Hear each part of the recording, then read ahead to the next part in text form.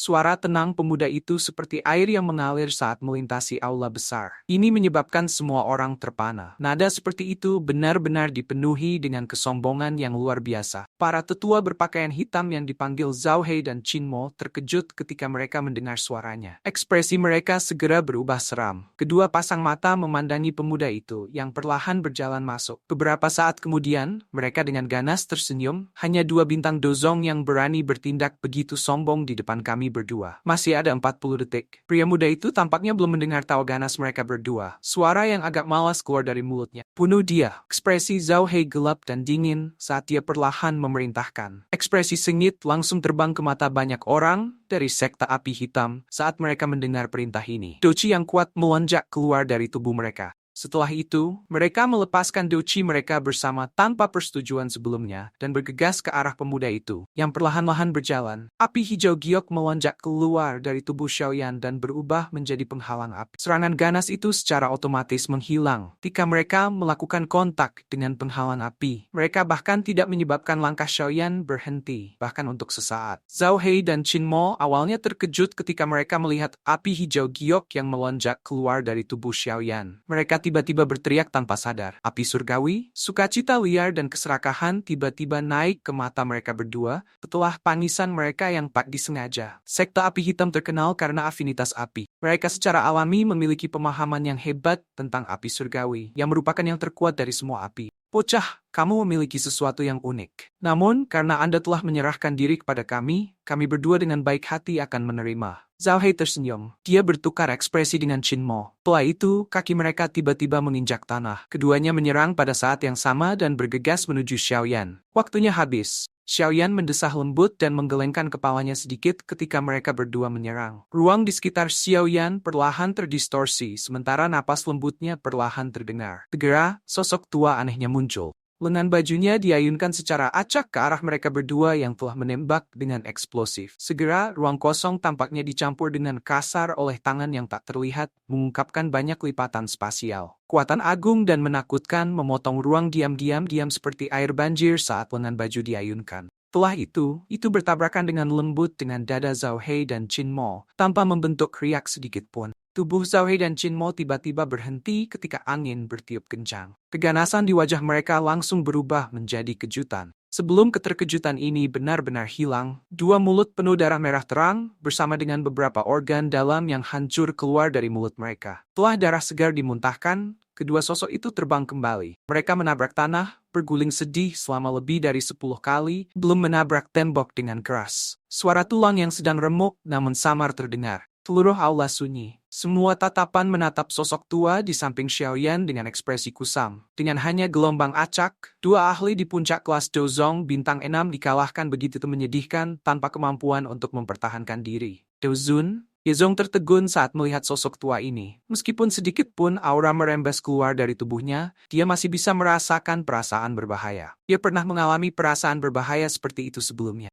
Namun, semua yang memberinya perasaan seperti itu adalah eksistensi kuat yang telah melangkah ke kelas Dozun. Sejak kapan klan Yeku berinteraksi dengan ahlinya? Pikiran ini melintas di hati Yezong. Sejak klan Ye mereka mulai menurun, mereka hampir tidak memiliki kemampuan untuk menarik perhatian Dozun elit. Jika tidak, sekte api hitam ini tidak akan berani membuat masalah dengan mereka. Sementara Yezong merasa ragu dalam hatinya, matanya tiba-tiba mendarat di Xinlan di luar aula besar. Dia langsung kaget. Dia sepertinya mengingat sesuatu. Matanya tiba-tiba berbalik ke Xiaoyan. Meskipun penampilannya telah sedikit berubah, Yezong masih bisa melihat sedikit keakraban dalam garis besarnya. Dia adalah Xiaoyan yang saat itu. Pikiran ini melintas di hatinya. Bahkan Yezong tidak bisa membantu, tetapi menghirup udara dingin. Terakhir kali mereka bertemu, orang ini hanya memiliki boneka yang kuat di sampingnya. Namun mengapa ada elit Dozun di sampingnya setelah periode 1 bulan yang singkat? Orang ini jelas memiliki latar belakang yang bagus. Kalau tidak, bagaimana mungkin untuk membuat elit Dozun mengikutinya? Klan Yeku buta di usia tua. Kami hampir menyinggung orang luar biasa ini. Xiaoyan secara alami tidak menyadari pikiran berputar dalam hati Yezong. Dia melirik darah segar di sudut dinding, serta Zhao Hei dan Qin yang terkejut. Setelah itu, dia tanpa sadar mengeluarkan tawa dingin. Serangan dari Tianhua sebelumnya telah menyebabkan mereka cedera serius. Bahkan jika mereka berhasil pulih, kemungkinan efek samping masih ada.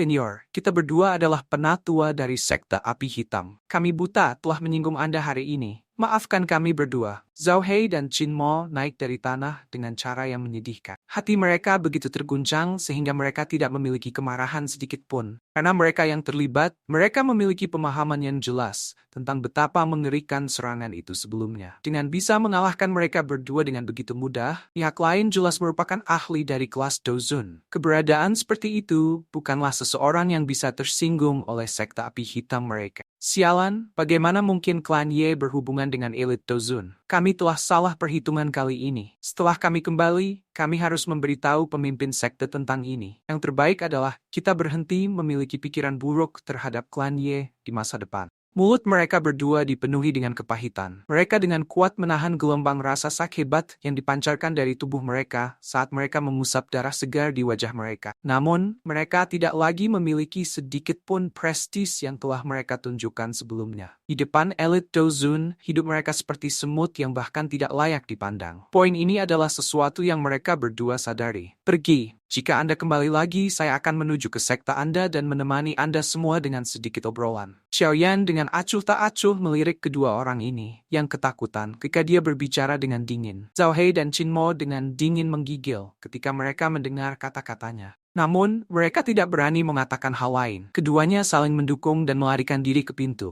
Bawa barang-barangmu bersamamu. Suara dingin Xiaoyan segera menyusul setelah mereka berdua baru saja keluar dari pintu. Mereka berdua buru-buru berbalik dan dengan patuh mengembalikan semua peti mati di aula ke cincin penyimpanan mereka. Baru pada saat itulah mereka memimpin orang-orang mereka dan melarikan diri tanpa berani mengucapkan sepatah kata pun. Semua ini terjadi di depan tatapan tertegun dari anggota klan Ye. Anggota klan Ye di aula besar pulih beberapa saat setelah menyaksikan orang-orang dari sekte api hitam melarikan diri dengan cara yang menyedihkan. Rasa hormat muncul di mata mereka ketika mereka melihat Xiaoyan dan Tianhuo di sampingnya. Kakek, kamu baik-baik saja? Sosok Xinlan buru-buru berlari ke aula dan bertanya dengan suara khawatir sambil menghadap Yezong. Yezong menggelengkan kepalanya. Matanya segera mendarat pada Xiaoyan saat dia mendesah dengan lembut. Dia membungkukkan badannya dan menangkupkan kedua tangannya. Tuan Xiaoyan, terima kasih telah menyelamatkan kami. Tolong jangan mengambil rasa tidak hormat klan Ye saat itu ke hati. Xiaoyan, beberapa anggota klan Ye terkejut ketika mereka mendengar kata-kata Yezong, terutama beberapa tetua Ye klan yang telah bertukar pukulan dengan Xiaoyan saat itu. Mata mereka tercengang ketika mereka melihat Xiaoyan. Ekspresi malu segera menyusul. Xiaoyan secara acak melambaikan tangannya. Dia terlalu malas untuk mengatakan kata-kata sopan. Sebagai gantinya, dia menyatakan niatnya. Kali ini saya datang ke klan Ye untuk meminjam altar kuno. Bolehkah saya meminjamnya? Mata Yezong melirik Xinlan di sampingnya.